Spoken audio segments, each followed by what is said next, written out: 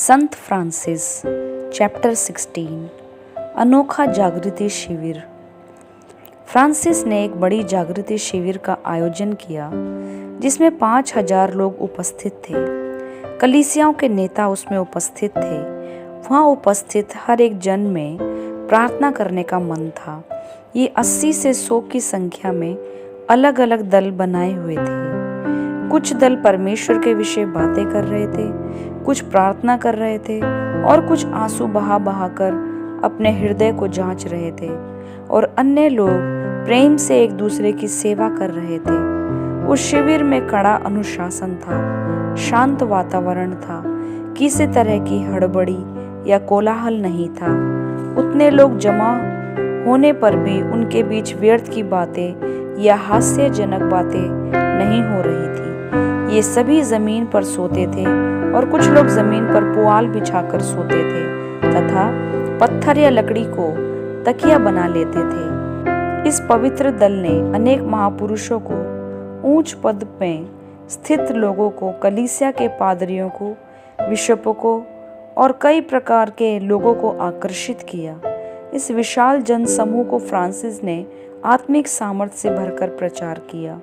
जो परमेश्वर की आज्ञा मानते हैं उनके लिए परमेश्वर महान कार्य करेंगे।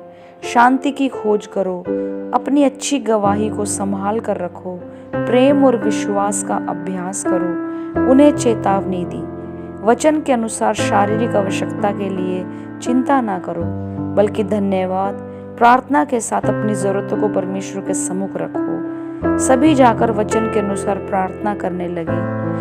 परंतु इस दल में एक व्यक्ति फ्रांसिस के विश्वास पर संदेह करने लगा। परमेश्वर उनकी शारीरिक जरूरतों को नहीं भूले। उनके चारों ओर के ग्रामीण निवासी परमेश्वर से प्रेरित होकर घोड़े गाड़ियों में भोजन सामग्री के साथ साथ रोटियां, फल, थालियां, गिलास और रसोई के बर्तन ले आए। इस विशाल जन समूह को देखने आए हुए बड़े और आदरणीय लोग नम्रता से उनकी सेवा करने लगे।